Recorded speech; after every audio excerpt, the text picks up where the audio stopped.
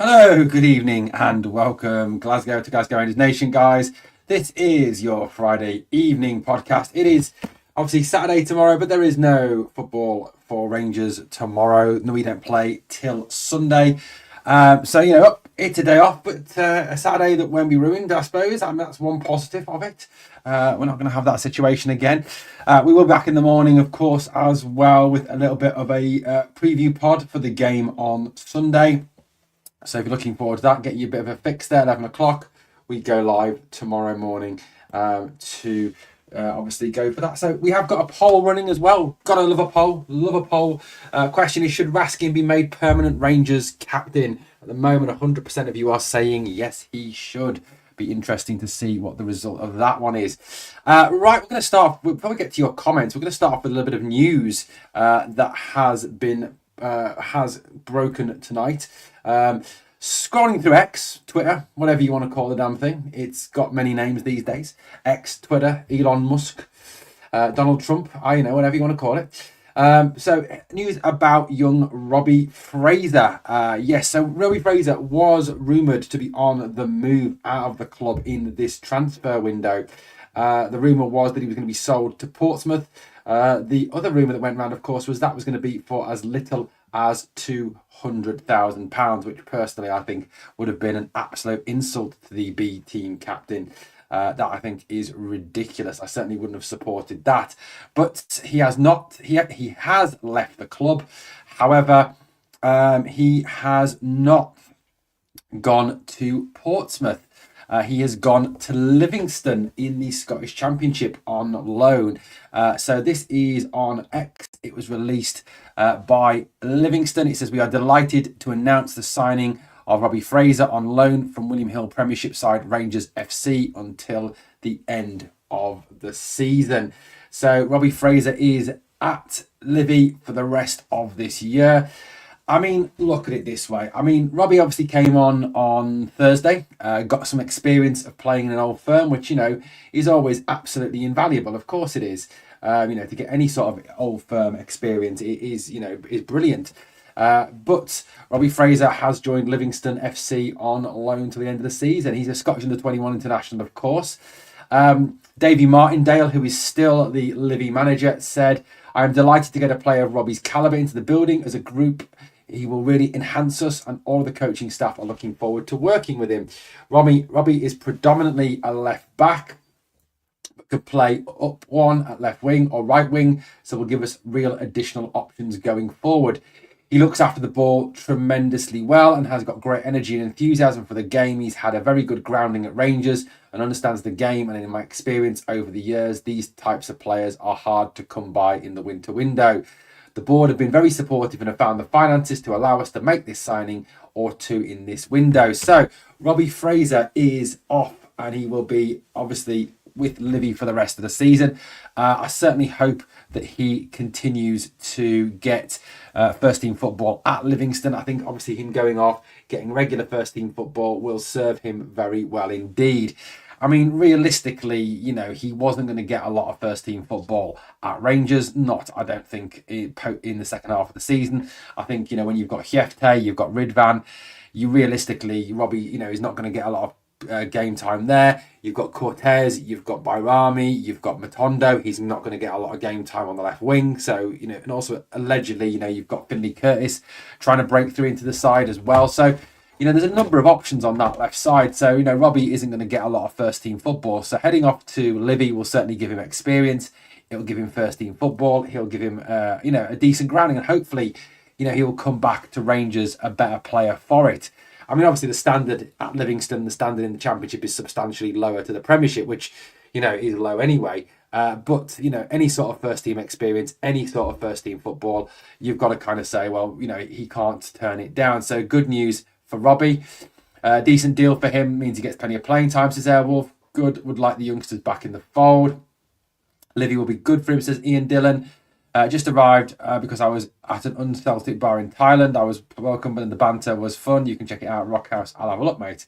If he gets 15 to 20 games, that will serve him better than sitting on the bench. Absolutely. still celebrating, lol. We must have strong leadership on the park. I agree with that point. But yeah, so good news. I mean, I think, largely supportive from the from the live chat. Largely supportive indeed. Airwolf with some interesting points. We've got a few things I want to talk about in this pod. I want to talk about the upcoming games. I want to talk about team selections. I want to talk a little bit about James Tavernier as well in this podcast this evening. And a reminder, guys, we are on 92. We are 92 subscribers away from getting through the 7,000 subscriber mark. So it would be absolutely fantastic if you could smash the sub if you're not already subscribed to the channel and help take us to that 7,000. We're on 6,908 subscribers at this moment in time. Airwolf says, hello Airwolf. Evans would bring a bag of experience. Been a captain at 3 different clubs would be good for young lads to learn off. Kent, you don't know what you will get week on, week off. I've got to say, Airwolf, in terms of Johnny Evans, I would be absolutely devastated if he came to the club. Absolutely devastated. I think it would be a very bad move for the club. He's 37 years old. He is past it. And I think it makes us a little bit hypocritical if we're saying let's bring Johnny Evans in and still play Tav. And obviously want Tav out because he's too old and he's past it. Tav's 33. Evans is 37. I mean, I can't see the point of him.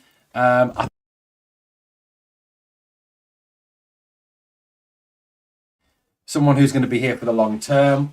I think we need to sign someone who we can play on a regular basis, who's going to be here for a couple of years. I just don't see Evans as a positive move. I think Evans would be a ridiculous move by the club, and I think it would be a massive backward step to bring Evans in. Huge backward step.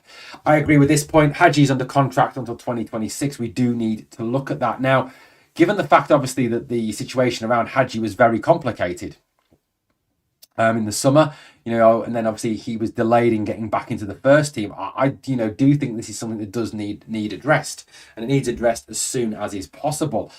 I mean, personally, I would look to give Yanis Hadji a new contract. I would look to keep him at Rangers for the long term. I would also look to give him a new contract to take out of that contract that release clause, and up the release clause. I mean, I would want, if I was Rangers, I would look to give him another 3 to 4 year contract and then put into that perhaps a £7 or £8 million release clause for the player. I think he is more than worth £6 to £8 million. He's a quality player. He's a skillful player. He's one of the best midfielders in Scotland. He's a better player than Callum McGregor. He's an absolute quality player. So yes, I agree with you. We do need to address Hadji's contract. Howdy CJ, how you doing, buddy? I don't watch darts, mate, so I don't know what's going on with that one. Good evening, John. How you doing? Welcome, Andrew. Welcome. Ipswich are in talks with Godfrey. I mean, look, it was a long shot, Ben Godfrey. It would have been, it was kind of because we were interested in him in the summer, it was a rumour that came back up again. If he goes to Ipswich, I think, if Ipswich are after him, Ipswich can offer him Premiership football, at least for this season. I don't think they can offer him Premier League football next season, as I think Ipswich will go down.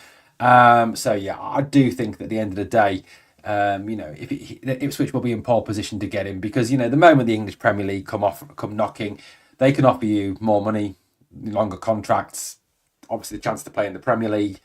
It is what it is, guys. It is what it is. Would rather have him loaned out and hopefully come back and solve for peanuts. Thinking about Robbie Fraser there. That's obviously the news that Robbie Fraser has joined Livingston on loan for the rest of the season. Yeah, absolutely good smiles after yesterday. I'm loving Raskin, says DL2. Personally, I wouldn't put Button straight back in until Kelly costs us something. I think the defence are more confident with Kelly. Same team to face on Sunday for me. Liam Kelly is the number one goalie right now than Butland. Kelly, he has absolutely two clean sheets. Butland's form lately has been poor. I say we put Kelly in goal against Hibs and then Raskin as captain for Sunday. I mean, look, in terms of the game on Sunday, I mean, I'll talk a bit more about the game on Sunday in the... But, Billy Clermont has already said that that it's unlikely that Butland and Tav will be back. I mean, this was his comments post-game yesterday. He says, I don't know yet for the moment, but I think the chance is really small in that way. But it's not long-term. Tav, for sure not. And Jack, I don't think also for the weekend, but maybe the week after, we will see. So it does sound like Tav and Butland both are not available for Sunday. So we know that Sunday we're going to go into the game against Hibs with largely the same team that played against Celtic. So it does look like Liam Kelly will get a third chance in goal to show that he's worthy of the continuing as Rangers number one. Look, I mean, in terms of the Kelly v Butland debate, in terms of that debate, it's a difficult one. It is a difficult one. Jack Butland kind of, he missed out because of the fact that, that he, because of that injury, wasn't it? It was because of that injury. That's why he missed out. He wasn't dropped because of lack of form. Let's have a look. I'm going to put a poll up. Who should be Rangers' number one goalkeeper? Right. Okay. GK going forward. Okay, this is not the rest of the season, just going forward from today, from this point forward. Who should be Rangers' number one goalkeeper? So should it be Kelly or Butland? That poll's going to go up now. Get a vote in the live chat. We are going to discuss this. I want to talk about this issue. I think there is kind of similarities we can draw from other clubs on this one. Right. Okay. So let's have some comments from you first, actually. Butland's form has been poor. I say we put Kelly in goal against Hibs and keep Raskin as captain. We need to address a year to 18 months on their contract if we intend to keep them. So if no one comes, yeah, absolutely, I agree with that point. I think that's a great point, Grant. I mean, I've said on a number of occasions, in terms of contracts, you should be going to players with 2 years left on their deal and saying to them, right, this is your new contract, sign it, or we're going to sell you. Or if you don't want that player, if it's clear that player isn't part of your future plans, go to that player and say, look, I'm really sorry, you're not part of our plans at the club. We do want to sell you. We'll work with you to find the best possible club for you, but you are going to be for sale. 2 years is the perfect time. The moment you allow a deal to come down to a year to go, 6 months to go, you do two things. One, you diminish the value of that player because no club are going to pay the full whack for the player. You're not going to pay. So say, for example, let's take, for example, Yanis Hadji. Let's say at the peak of his powers, Yanis Hadji's worth £8 million. So with 2 years to go on a deal, he's worth £8 million. With 6 months to a year left, he's worth 2-3 million tops. So you've automatically lost money. Also, the player is not going to want to move at that point. The player is going to say, no, I don't want to move on a transfer fee. I want to wait until my contract runs down so that I get the transfer fee. I get the money from the club. So you've got a situation, where a player's out of contract at the end of the season. Club comes to him and says, we want to sell you in January for £2 million, £3 million to X club. He says he'll come out and say, well, no, I don't want to go because I want to wait until the end of the season because the club will pay me the signing on fee and I'll get more wages. So I'm not going to do that. So that's why I think you're right, Grant. You've got to go with 18 months to 2 years left on the deal. And that's when you've got to say, here's your new deal, sign it, or see you later. Bye-bye. Kelly had a great contribution yesterday. He certainly did. We need to concentrate on the next games now, and we do. And we are going to look at those, Scott. We hope we all get 3 points. It is a game. It is a game. We're going to talk about that. I just fear once Tav's fit, we go back to square one. We need to asset protect this. Letting players running down their contract has to stop. If Hadji is up for sale, is the price going up? Raskin, I think, keeps doing what he's doing. He won't be at Rangers next season. I mean, good point. I mean, yeah, he is. I mean, if Raskin continues the way he is going to, realistically, yeah, that's Airwolf. That's true. Chelsea are another club that do that. Chelsea are a club that go, it's 2 years at Chelsea. If you're a Chelsea player, you are sat down with 2 years to go and it said, right, 2 years to go. Here's your new deal. If you don't want it, bye-bye. And that's how it works out at Chelsea. So, I think, that is the way it is. Littler winning 5-1 the darts final. Congratulations to Luke Littler. I wouldn't spend any money and keep and try and buy Cherney. Good point. I mean, Cherney is a big fee, isn't he? He is a big fee. Right, so let's have a little look, shall we? So we've got a poll running, guys. Please obviously vote in the poll. The poll says, so the poll at the moment is, let's have a look, 91% of you say that Kelly should be goalkeeper going forward. 9% say Butland should be the keeper going forward. Right, let's talk this. Let's talk about this. Let's discuss this, shall we? So, at this moment in time,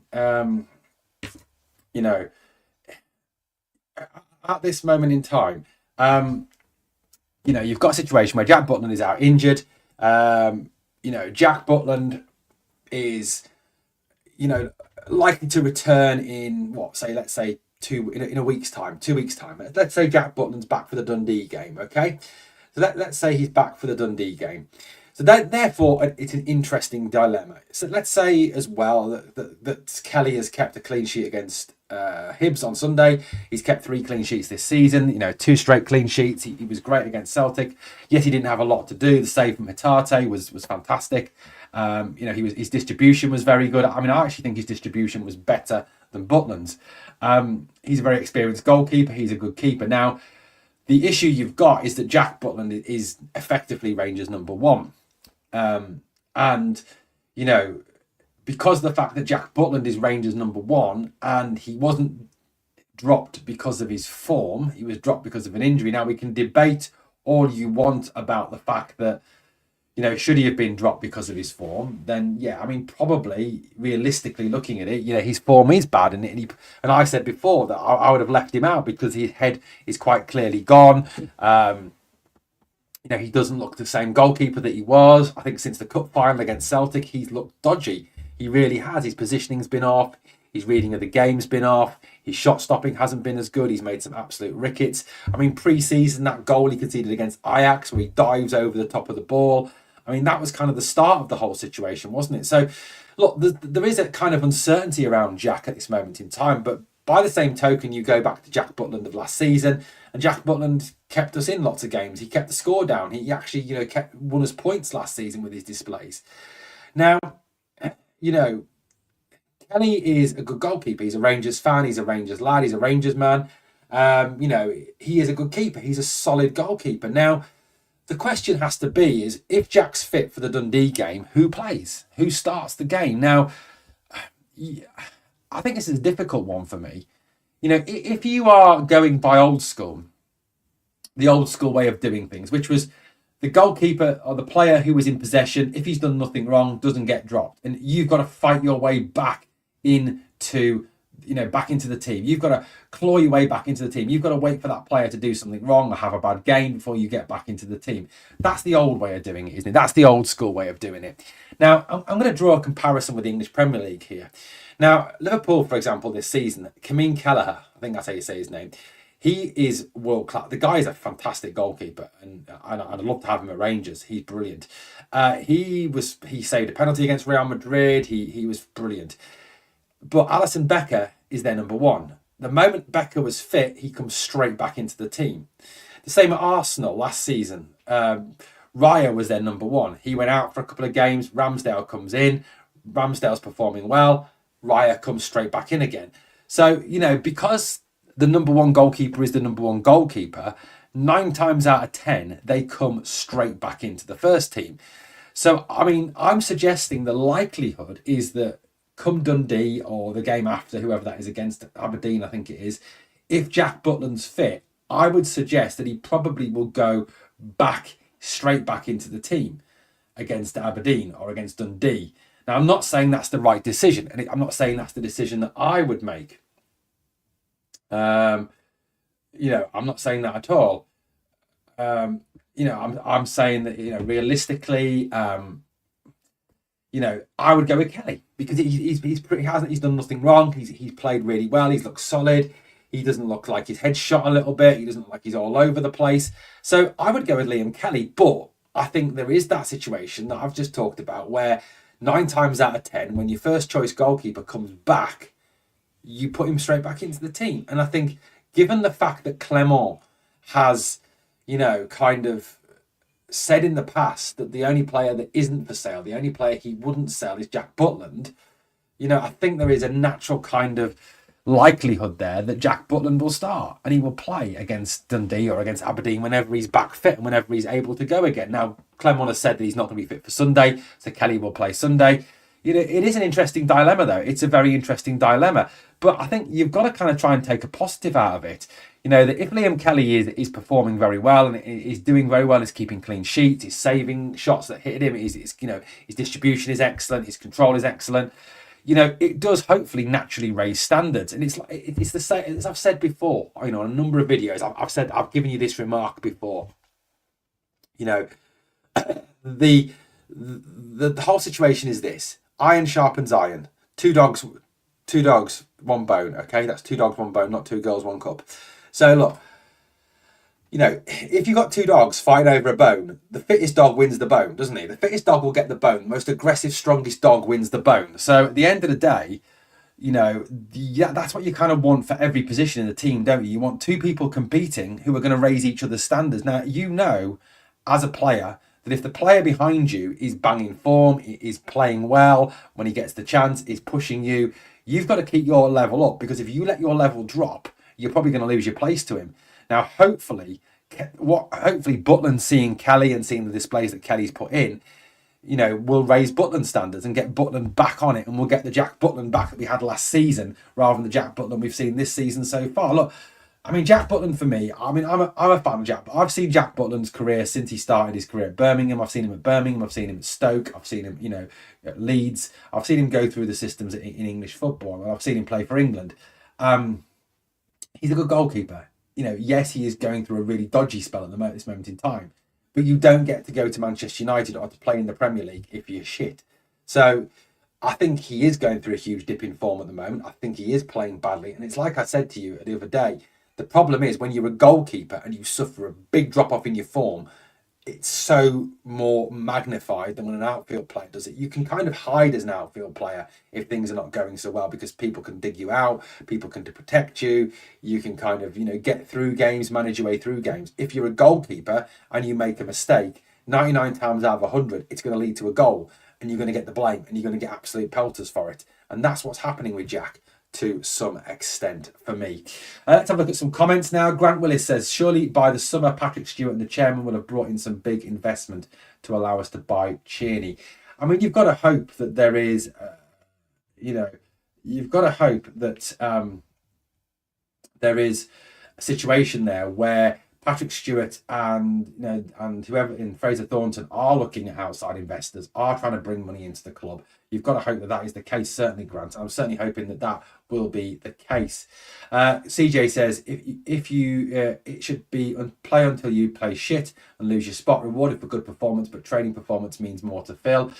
I think, that's part of it, CJ, but I think also modern football is very different to old football. I mean, certainly, like I said, when I grew up watching football, when I first started watching football back in the 80s, it was very much the man in possession was the guy who kept the jersey, and as long as you played well enough, you kept the jersey. The moment you played shit, you got dropped. Whereas now, I think, players carry reputations, players, there are certain players that are seen more as first-team players, more players that are seen more as backup players. There's very much a kind of American philosophy to sport these days, and you have your starters, your franchise players, and you have your backups. And I think to some extent, Jack Butland is the franchise player, and Liam Kelly is your backup player. So I think that's the way it's kind of done. To give it like the quarterback analogy, if you've got your quarterback, if you've got Patrick Mahomes, who's the best quarterback in the NFL, and you've got his backup, Mahomes goes down injured, his backup plays well, but the moment Mahomes is fit again, he goes straight back into the team. It's just the way it is, and we're kind of starting to see that in English sport now, that you've got a starter who, as long as he plays well, is going to play. He misses games because of injury or whatever, or suspension. Someone comes in and backs him up, but the moment that player's back, he takes his place back. It's just how it's kind of going. Would put a cheeky bid in for Dolby. Me too. I think that'll be a good move, mate. Can't see Rangers doing it, but it'd be a good move. Kelly gets Rangers more than Butland. I mean, yeah, certainly he's a Rangers fan, isn't he? He's a Rangers fan. He really is a Rangers fan. Is this proper I hope so, mate. I really hope so. Look, I think some people misunderstand me at times. The way I do get on the back of players when they don't play well, because I demand the highest standards. I believe that when you play for Rangers, you should fight and die for the jersey. I think you should. You should absolutely run through walls for that jersey. When you're wearing this jersey on a match day, when you've got this on, you should run through walls for it. You should die for this badge here. You should really put everything on the line for this badge here. I mean, I would if I was playing. So for me, I will criticise players. I'll call out players, but I don't want to see players fail. I don't want to see players go out on the pitch and fail. If players go out on the pitch and fail, that means Rangers fail. And I don't want Rangers to fail. I want Rangers to win every game they go into. So I really hope this is Proper's turning point. I hope from this point forward he moves forward and he gets better. You know, it would certainly be good for us if we could go and sign a centre half in January and we had a new centre half, Proper, Balogun and Suter. You've got 4 good centre halves there that can take this club forward, and that's what we need at the end of the day. Kelly's a Rangers fan, but wish Jack a speedy recovery. As do we all, mate. As do we all. Big centre half at St Mirren impresses me, says Ian Dillon. I think you're talking about Gogic. I can't see Rangers going for Gogic, but yeah, absolutely. Surely Kelly's performance has put more pressure on Butland to perform. Hopefully, Airwolf. It's like I was saying, iron sharpens iron. 2 dogs, 1 bone. You know, the strongest dog wins the bone. Hopefully, the 2 bits of iron rubbing off each other make it stronger. That's got to be the thought on it, hasn't it? Yeah, absolutely. Villarreal showing serious interest in Václav Černý. Wow. I mean, if that's the case, you know, if Villarreal come in and perhaps offer £10 million for,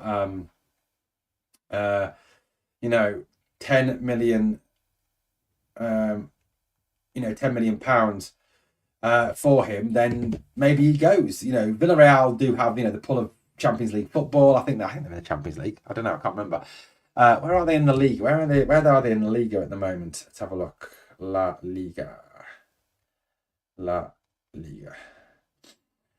Valencia are beating Real Madrid 1-0 at the moment. Bloody hellfire. Villarreal are currently 5th, so they're in the European places. They're only 6 points off the Champions League spaces, so they are being competitive again this season. What European competition are they in at the moment? Let's have a look if I can find out what European competition they're in at the moment. Are they in any European competition? That's the question. Are they in any European competition? I don't think they're in a European competition this season yet. They're not playing in Europe this season. Oh, no, they are. Oh, that's a friendly.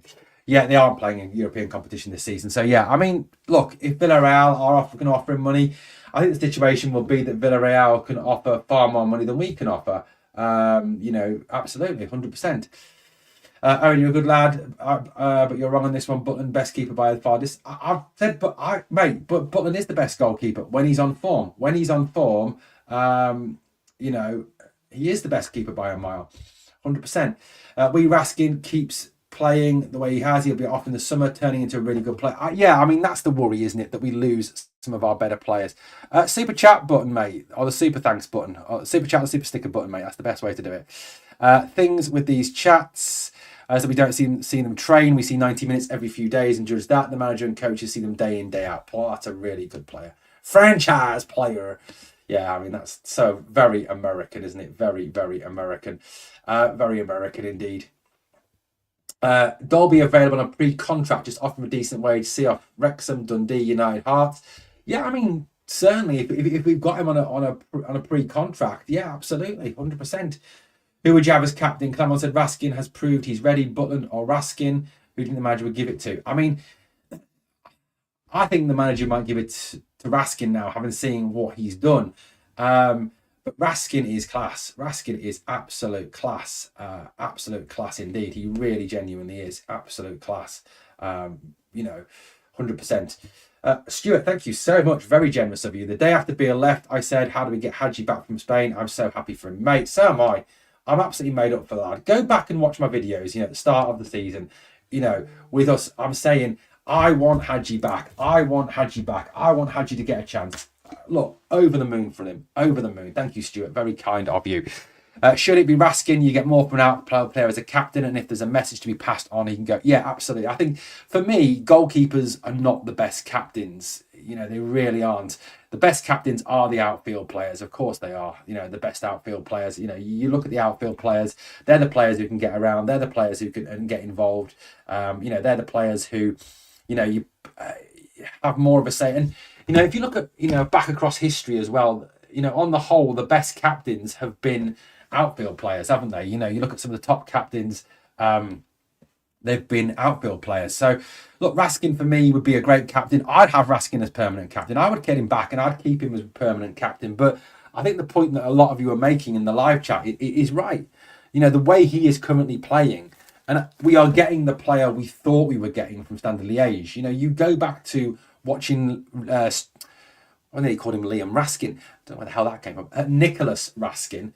You know, you go back to watching Nicholas Raskin when he was at Standard, and this is the player we thought we were getting. This is the player that we thought we were going to, be able to acquire. So at the end of the day, he's a class act. He is an absolute class act.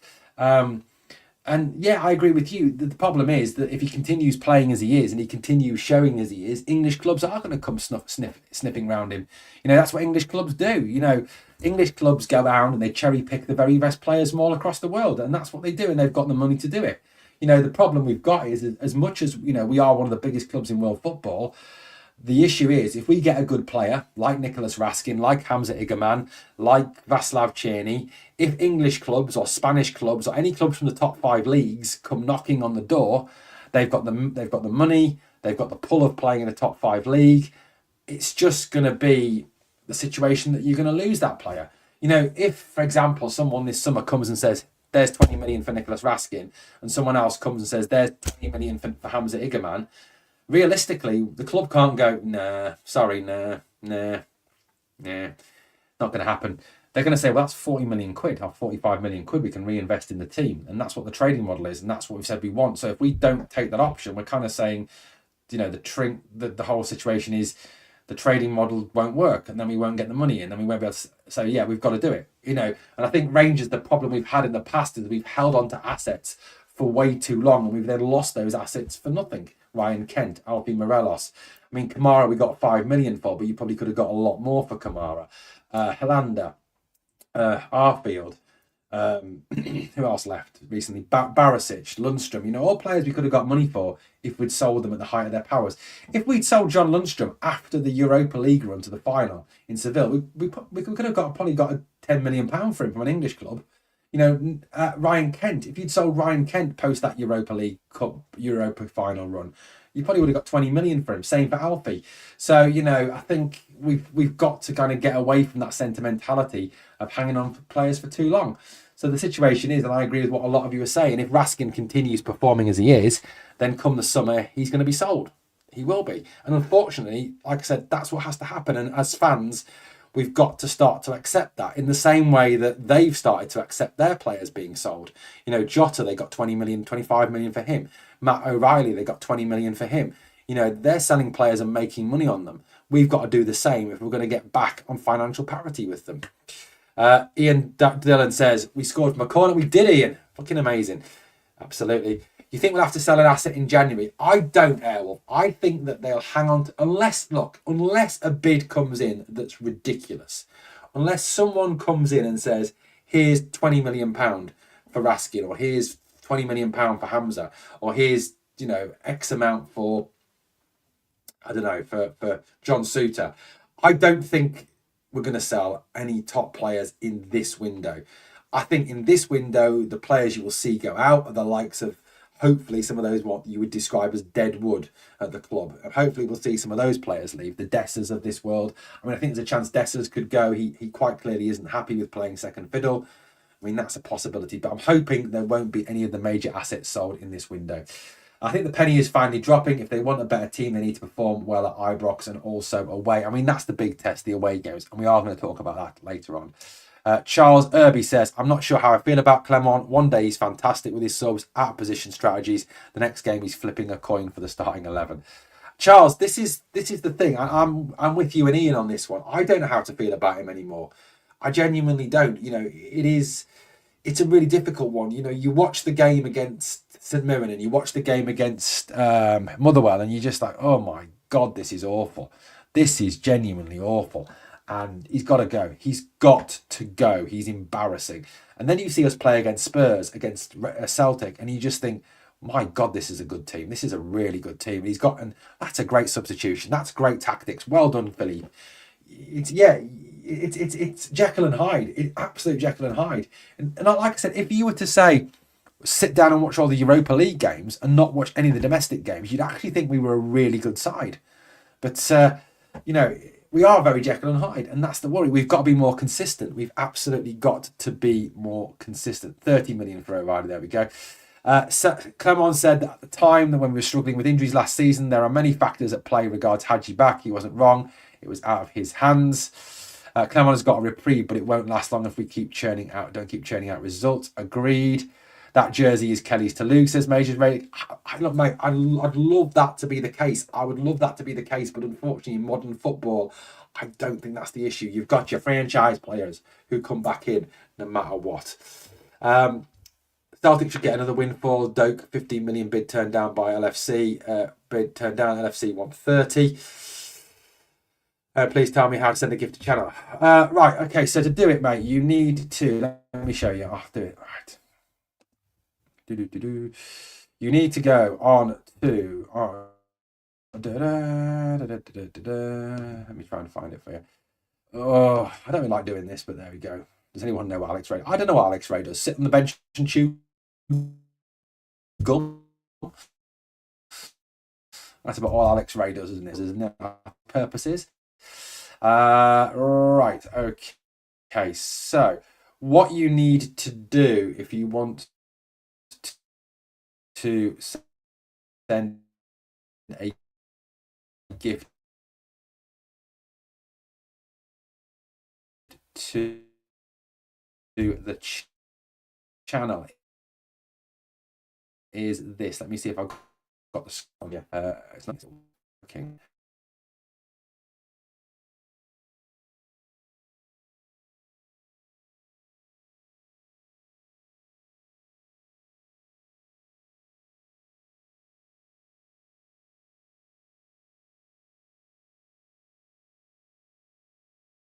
Is going on with this. Okay, Igaman should be held until the after the World Cup. That's a good shout. That's a very good shout. Need a settled keeper and defence moving forward. We do. Absolutely. It should be anyway, lads. Not put wrong. Absolutely. Thank you, Charles. Gifted 1 Glasgow Rangers Nation membership. If you haven't got a membership, please get it. It's Ricky that's got the membership. Thank you for that. Luke Littler is 6-2 up. Hopefully the internet's back on now, Dado. I don't know what it was doing. So whenever I share screens, it tends to go. That's hilarious, CJ. Right, upcoming games. Let's look at upcoming games, shall we? So the upcoming games for Rangers. Let's look at these. These are the upcoming games for the club. Right, let's have a look. I like this. Is James the Jogger Tavernier our top franchise player? I hope not, mate. I really hope not. I really hope he isn't. Yeah, that would be great, mate. Right, some upcoming games. We've got Hibs on Sunday. We've got then Dundee away, St Johnstone at home, Aberdeen at home, Fraserburgh in the Cup, Man United away, Dundee away, then Saint-Gilloise in the last game of the Europa League group stages. And then you've got the game against Ross County on the 2nd of Feb. So January is a pretty intense month. It really is. It is a pretty intense month. It really is. There's a lot of football upcoming in this month. So it starts on Sunday against Hibs. Now, look, everyone is right to say and everyone is right to praise the performance of the boys on Sunday. I mean, from 1 to 11, they were brilliant. They were absolutely fantastic. Of course they were. They were absolutely great. But, it's all for nothing if we don't perform on Sunday. It's all for absolutely nothing. If we don't go into that game on Sunday and come away with 3 points, it's all for nothing. It is all for nothing. It's a game we've got to win. It's a game we absolutely have to win. And we have to put in the same level of performance. Now, the players, honestly, if they go into that game on Sunday against Hibs and they don't perform to the same level as they did against Celtic, and I get that, it's a different game. I get that it's a different game. I get that apparently Vinicius Jr. has been sent off for Real Madrid. There we go. And I get that it's different. It's different playing Hibs to playing Celtic. I get that, apart from the fact that obviously Hibs wear green and white as well. And I get that, that you can't perhaps get yourself up, when you've got... Scott, don't worry about it, mate. It's fine. When you... I get that, that you get up for an Old Firm, and an Old Firm is just really different. I understand that. I get that. Charles is also a new member. Congratulations, Charles, on being a member. I get that 100%. But the players have got to go out there and perform, just as well on Sunday. Because if they don't, then they're kind of cheating themselves. They're cheating the fans. They're cheating the manager. And the game will be different to the extent that Hibernian will not play as open as Celtic, because Hibernian will not have the confidence they can go toe to toe with us that Celtic had. So, I understand that, but we've got to get over that. And, even against a low block, if we play with the same pace, same aggression, same style, same in your face kind of way we did against Celtic, we'll overcome that. We'll be able to overcome that low block. We genuinely will. So for me, it's got to start Sunday. And yesterday has to be a turning point. It has to be a new beginning for the club. It really does have to be a new beginning for the club. And if we don't, if we go and we lose on Sunday, then in a way, Thursday was for nothing. Because they'll go 14 points ahead of us again. Now, I'm not saying we win the league. I'm not saying that we catch them. Of course I'm not. But by that same token, it is just a game we've got to win. We've got to start performing like, we did in that Celtic game consistently. There's supposed to be snow coming, so the Hibs game could be off. There we go. It might be off. There we go. Hibs will go for it against us. They always do at Easter Road. Yeah, they probably will. And we've got a pretty good record at Easter Road, actually. It's the attitude and the passion that has to be maintained. That is the point in itself, Ian. That is what we do have to maintain. We have to maintain the passion, the aggression, that in your face kind of style. We've got to do that. Getting back to the games that are upcoming, we've got Dundee at Dens Park on Thursday. Now, I don't know if you've noticed as I have, Sunday, Thursday, Wednesday, then that's a Sunday, I think. Then the Thursday, then the Sunday, then back again on the Thursday. So it's 3 games a week from now on. It's flat out from now on. In January, it's going to be 3 games a week going forward. There's going to be no midweeks off. It's going to be flat out play. Now, obviously, the issue we have is that in Europe, against Manchester United, against Union Saint-Gilloise, we can't play Hadji, we can't play Danilo because they're not in the European squad, so there will have to be some changes there. Bayrami, Dio in, Hamza up top, no Danilo on the bench, unfortunately. That's just how it is. So that's unfortunate. But domestically, obviously, I think, therefore, you've got to see more of Danilo, you've got to see more of Hadji, absolutely. Grant, they've cleared the game to go ahead on Sunday. How can I don't know. It depends on what the snowfall is. If it's like 3-4 foot of snow, then it won't go ahead, will it? Dens Park. If you remember back to last season, that was where we went and drew 0-0. So again, that's a game we've got to, start to put right. Another game where we go into it and we look at it in terms of show the passion, show the heart, show the fight. Let's get stuck in. Absolutely, 100%.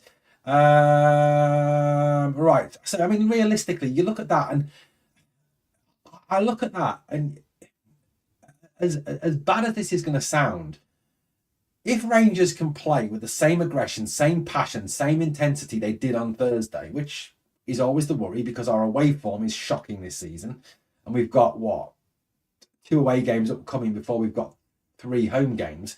We've got to, in these next 2 away games, start to put right that away form. That is absolutely critical for me. If we don't get the away form right in the next 2 games, and we were to say not get 6 points out of 6 in those next 2 games, Clement, the pressure's right back on him. The pressure is right back on him.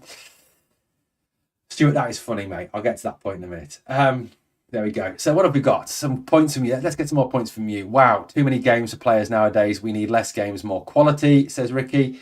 Thing was, mate, back in the 70s and 80s, they played as many games as this. Hey, Owen, would you love to see you in a pod with Martin from Rangers Rabble? That would be cool, mate. It would love to be, but I haven't had any offers from Martin to work with him, so what can I do? I hope we play Lovelace and some of the fringe players against Fraserburgh. They need a chance, and surely they should be enough. Looking at that game against Fraserburgh on the 19th, that has got to be a game where we play the kids. Realistically, you've got to put as many of the first of B team out there as possible, because I'm not being funny and I'm not being arrogant here, but if we can't put out a reserve team and beat Fraserburgh, we've got problems as a club. We really have got problems as a club. So, in that game there, you're going to want to see Curtis. You're going to want to see Rice, McKinnon. You're going to want to see Zach Lovelace. That's Paul and Co. They're the games you should be using the youngsters in for definite from the start. You know, Fraserburgh, I think, are a Lowland team or a Highland League team. They're not even a league team yet. So, look, that's a game we've got to be going into and resting. I really don't want to see, you know, on match day against Fraserburgh, John Suter, Danilo, Raskin, Diamonde, Bayrami, Hadji. Yeah, put them on the bench by all means. So if by some weird, you know, massive ridiculousness we suddenly start losing to Fraserburgh, you can just throw all the first teamers on. You know, that yeah, definitely do that, because you don't want to be embarrassed and knocked out of the cup by Fraserburgh. But yeah, I agree. We've got to start using some of the younger players in that game. I've got to say, before I get to Alan's comment, I love this comment here from Just Stuart. The Dundee game could be under threat because of the climate change. It could affect that side of the road. It won't affect the Dundee game on the 28th or whenever it is, 29th. It won't affect the game at Tannadice, because obviously Tannadice doesn't have global warming because their pitch is fine. It's just the Dens Park pitch that suffers with global warming, as we know. Jimmy Thielen would have been sacked if he started that season. Yeah, he would have been, wouldn't he? He would have been. Littler won the darts. Congratulations, Luke Littler. Yeah, I don't know what it is, mate. They don't like me. They don't like me.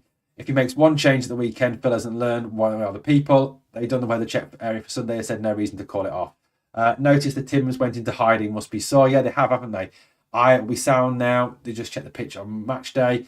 Imagine the amount of FIFA points Littler would be getting. Problems trying to get a membership. Sorry, Dado. I hate to hear that. I dream of a helicopter changing direction again, but it's just a dream. Yeah, I mean, it'd be great, wouldn't it? Another helicopter Sunday, but I can't see that happening, mate. I really, really can't.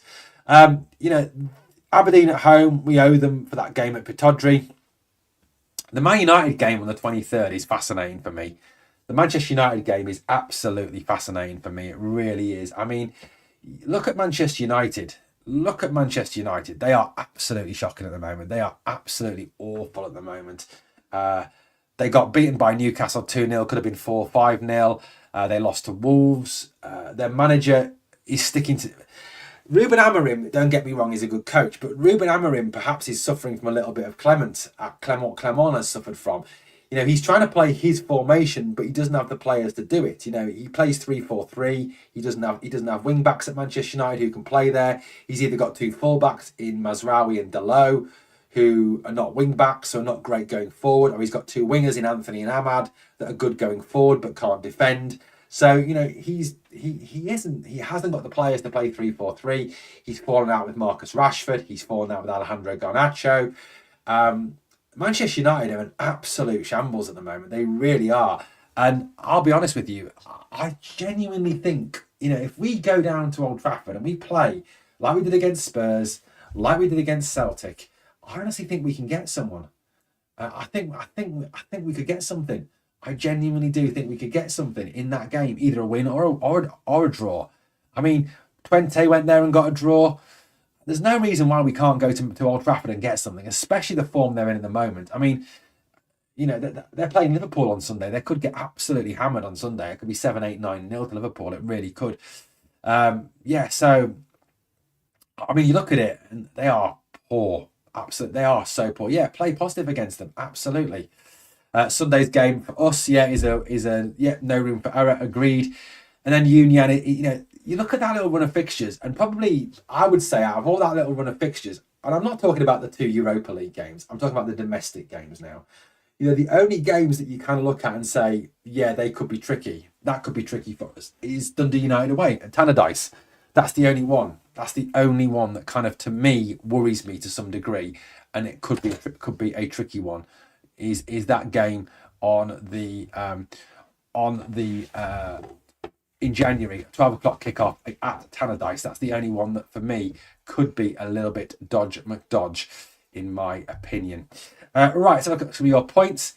I was looking at the Berwick Rangers Cup exit last week. Jock Wallace was in goal for Berwick, and we ended up in the European Cup Winners' Cup final in 1967, losing 1-0 to Bayern Munich. Hey, mate, would you take losing to Fraserburgh in the Scottish Cup if we got to the final of the Europa League? That's an interesting one, isn't it? We can rattle the Mancs if we get at them. Yeah, absolutely, 100%. I hate Manchester United. I'd love to beat them. Great time to get Man U, but still, still a Premiership team. But as you're saying, we could get something down there. And yeah, they are. I mean, look, yes, theoretically, Scott, you know, if they turn up And if Bruno Fernandes turns up and, Amad Diallo turns up and Rasmus Højlund turns up, then yeah, realistically, we've got no chance. We have no chance. They're a big team. They've got loads of money. They've got big money players. Yeah, if Fernandes, Diallo, etc., turn up and play well, yeah, realistically, we shouldn't win the game, 100%. Man, you were there for the taking. We're up for it. Hopefully, Janet, hopefully. Stephen says, let's get Sunday on the road first. Everyone thought Celtic would thump us, so not giving Liverpool whopping Man United. And I love Liverpool, says Stephen. Yeah, I mean, you're right, mate. It could be. I mean, I was talking to one of my mates at work the other day who's a big Man United fan. And I was saying, mate, seriously, you could win that game. You probably, that game's got 1-0 Man United written all over it. It absolutely has. Liverpool miss sackloads of chances. You get one goal, you hang on to it, and you win 1-0. Yeah, I mean, I can see that happening. If we attack the Manx, it's defo there for us. We just need to be aggressive and have the confidence that on our day we can give anyone a game. And I think, Paul, the thing is, in Europe, we can give anyone a game, apart from Leon. We can give everyone a game. We've shown that in the past. Who'd have thought that, we would go to the Westfalenstadion and play Dortmund and score 4 against them? Celtic conceded 7 against them. And that Dortmund team we beat 4-2 was better than the Dortmund team Celtic lost 7-1 to. That team had Marco Reus in it, Mario Götze in it, Mats Hummels in it. It was a lot better team than Celtic played. So yeah, absolutely. Who'd have thought that that we'd win against Leipzig? At the end of the day, yeah, we can beat anybody on our day. I agree. I reckon we sneak it. Hope so. Counter attack against Man United. Yeah, they're susceptible to that, mate. Absolutely, they're susceptible to to pace and attack. We haven't got a lot, but yeah, they are susceptible to the counter attack. So yeah, I agree with you. Go after Man United. For me, there's no worry there. Yeah, Paul, we definitely play better against better teams. It's breaking down teams down. Yeah, this is the thing. I mean, I can't remember who said it, but it does seem to me that Rangers can't beat the shit teams. We struggle to get up for games against Hibs, against St Johnstone, against Killy. Yet we can get up for games against Spurs and Malmo and Nice and Manchester United. And that's the frustrating thing, and they do need to play like that's it. They do need to take that same form, that same ability, that same talent that they show against the Tottenhams, the Malmos, the Nices, the Olympiakoses of this world, the Celtics of this world, and do the same against Hibs. Because I'll tell you something, if you play like you did against Spurs, like you did against Celtic, like you did against Nice, against Olympiakos, you will absolutely smash the likes of Hibs and Hearts and St Johnstone and Dundee United.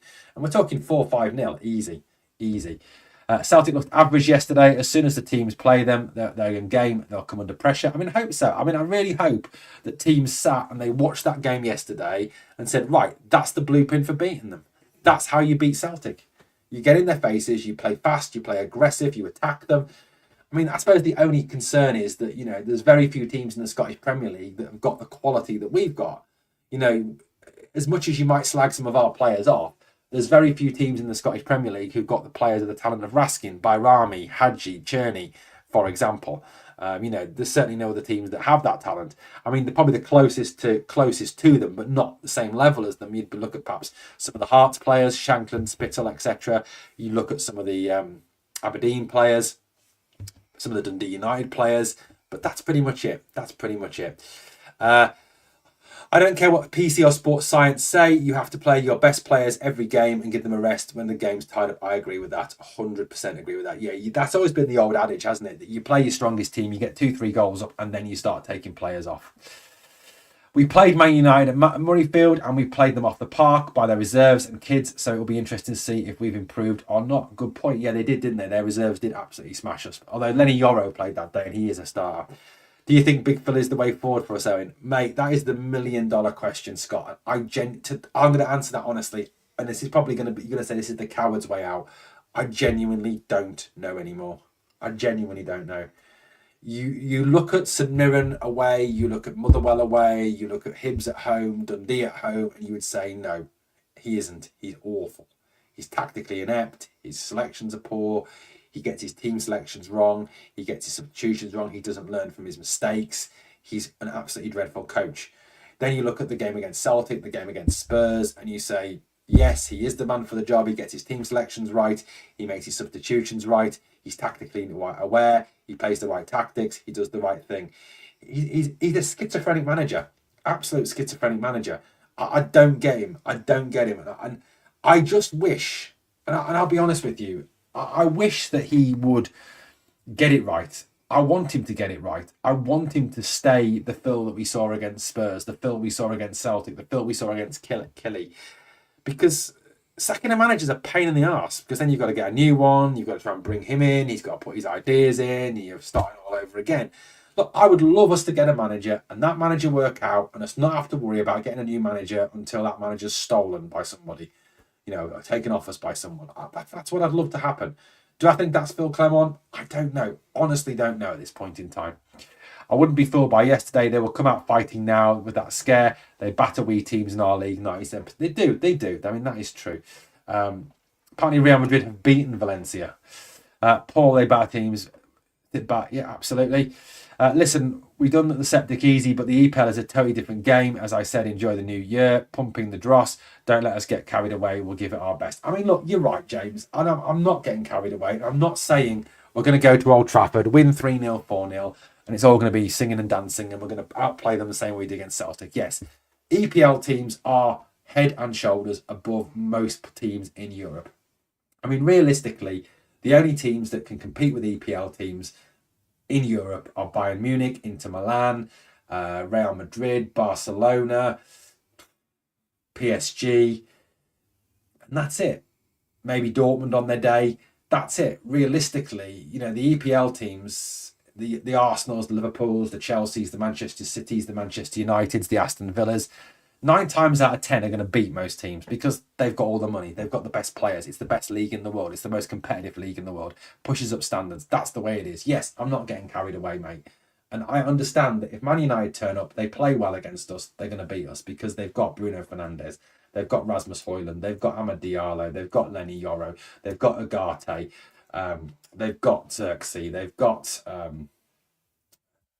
who else have they got? Top of my head, Anthony. They've got good footballers. They've got good players. Don't get me wrong. And look, I understand that. I get that. Grant says, I think Muscat with these same players would be more attacking and get results against the lesser so-called teams. I think he would, Grant, because he is very much an attacking manager, isn't he? He's a very aggressive manager. He plays the natural aggressive style. So yeah, I get that, mate. 100% get that. I do agree, Janet. Teams are scared of them, but our fear factor is gone. We are the bipolar team of the league. We certainly are, Paul. We certainly are. Yeah, absolutely. Yeah, and that was the same with Ange Postecoglou, wasn't it? In Europe, he was awful. In Europe, he was really poor. That's just what it is, isn't it, mate? That's what it is, Airwolf. Yeah, I mean, I think with Muscat, you get the same. You get probably a manager that comes in, dominates the domestic league, but is poor in Europe. Whereas with Clement, you've got a manager who's poor in the domestic league, 9 times out of 10, but really good in Europe. So you've kind of got the opposite. I mean, maybe we get the joint managers, put Muscat in charge for the league games and Clement in charge for the European games. Not that that'll be possible, but, there we go. Absolutely, there we go. Look, one of the big questions that obviously we will have going forward is, what do you do with James Tavernier? If you go back across the last few, if you take out the Old Firm game on Thursday, again on the 2nd, and you look back across the Old Firm games, remember United have Liverpool first, could dent their confidence if they thrash them, which I can see happening. So can I, mate. But I mean, I hope Liverpool beat them 6-7-0. I'd love to see Liverpool smash them. I also think this might give the Soap Dodgers a wake-up call. They have the money in the bank to strengthen. They certainly do. Nothing to lose against Man United. We had to, yeah, absolutely, 100%. I'd rather win the SPFL and get the Champions League money every year. Me too, I'd rather win. Yeah, absolutely, get into the Champions League, get that Champions League money. It will help us catch back up with Celtic. Right, how do you solve a problem like James Tavernier? James Tavernier obviously is out injured. He will miss the game on Sunday. He could be back for Dundee. He could be back for the game after against Aberdeen. Or not, against St Johnstone. So what do you do? Realistically, what do you do? I mean, if you go back across, the previous Old Firms and Tav's played, Tav has been exploited like, some sort of dodgy hooker on a Friday night. He's been absolutely... he's been absolutely just bent over by Dyes and Mida like some cheap hooker on a Friday night, every single Old Firm game. Yet yesterday, for me, there was more belief. The defence was more solid. There was no Dyson Maida was in Ridvan's back pocket for the entire time. In fact, Maida spent more time chasing Ridvan than he did actually attacking. So Tav, to me, is a major weakness in this team. Now, the problem you've got is that he's the captain of the team. And the problem you've got is he's probably going to start games once he's fit again. But for me, if that's the case, if Clement is going to start Tav again, he's got to start being clever with it. He's got to start looking and picking Tav's games and say, right, Tav, you can play against St Johnstone, you can play against Dundee, but you can't play against Man United, and you can't play against Celtic, and you can't play against Aberdeen, and you can't play against Dundee United. Right, okay, we're playing Hibs this weekend, you can play in that one. Okay, we're playing Ross County this weekend, you can play in that one. Oh, shit, playing Celtic this weekend, mate, sorry, you don't get to play in this one. So, if Tav's going to stay at the club to the season's end, for me, you've got to start picking and choosing his games and saying, look, mate, I'm really sorry, but you're just not up to speed anymore in terms of playing these really big games now. You haven't got the legs for it. Your defence is not great. You're not good enough.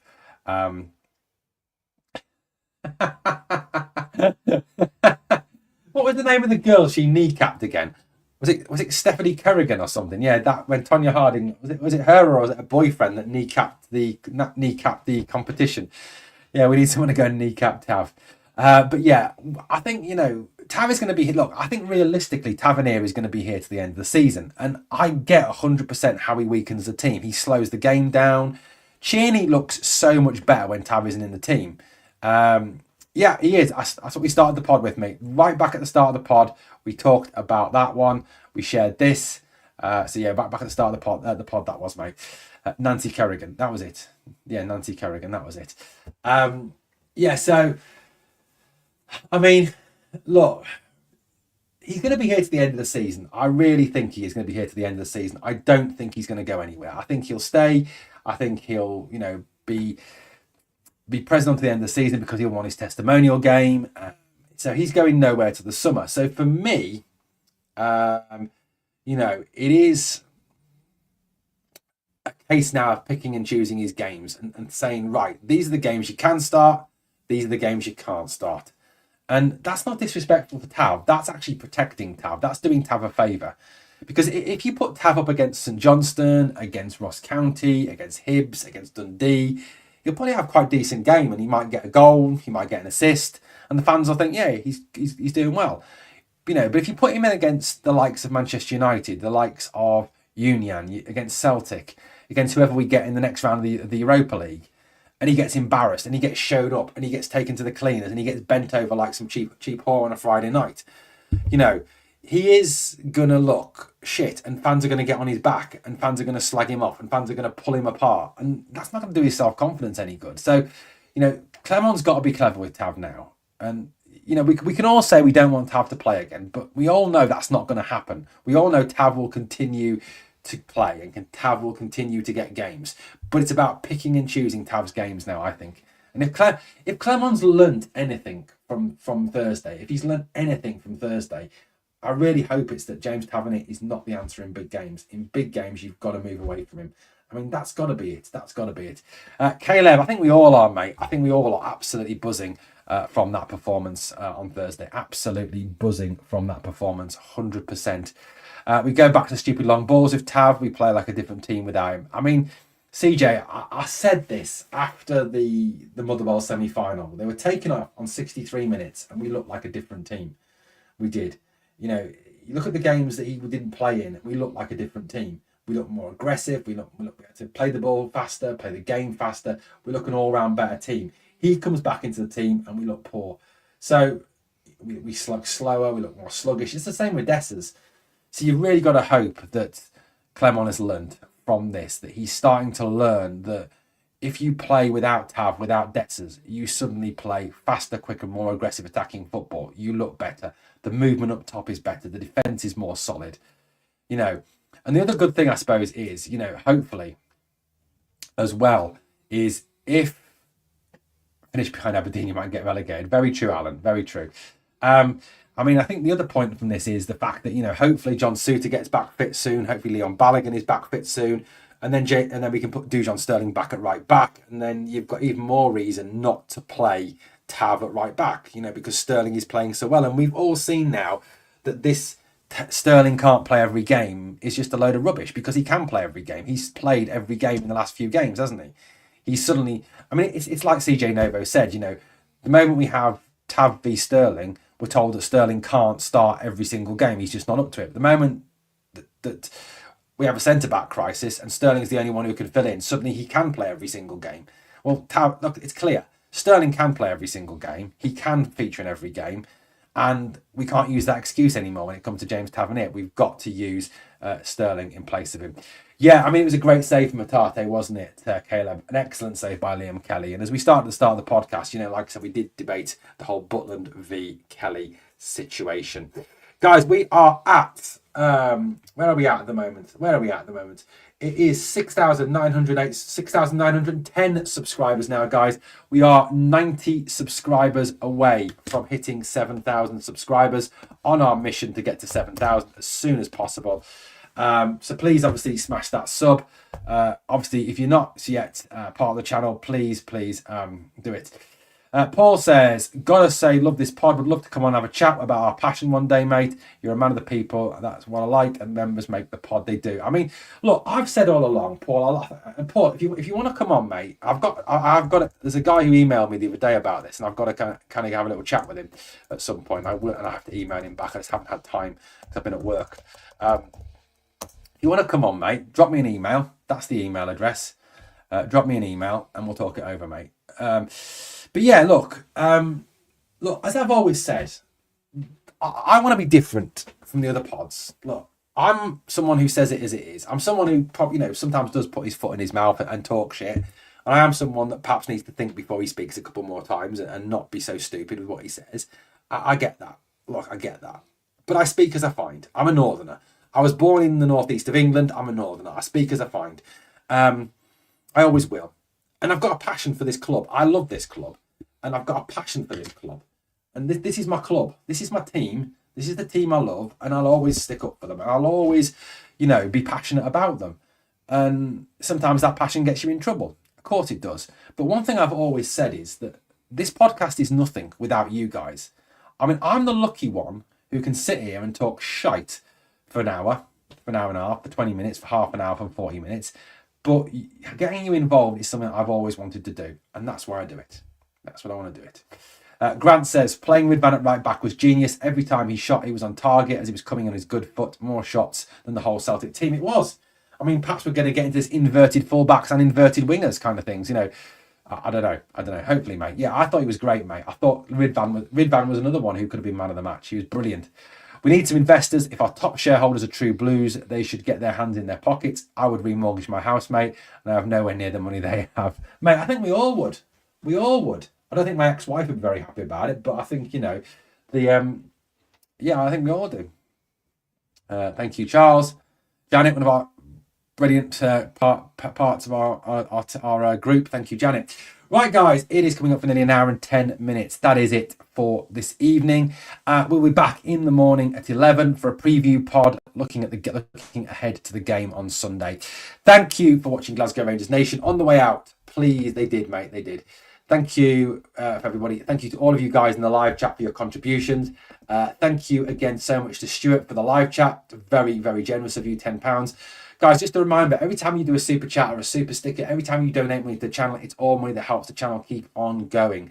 I don't charge you for content. I could quite easily start saying, well, okay, it's $250 a month for this, $350 a month for that, and it would speed up the going full-time thing. But I don't want to do that. I've never wanted to do that. I never would do that because I come from the American way of doing things where content should be available to everybody. And you shouldn't hide content behind paywalls. Remember that people should be able to access content on their teams and not have to pay for it. Charles, obviously, as well, for gifting a membership. Thank you. And Charles, for becoming a member. Thank you so much for that. Right, guys, thank you so much. As always, it's been a pleasure speaking to you. On the way out, please sub, please like, please comment, please share. And please remember, in the face of the adversity, in the face of that lot from across the city, always remember, we are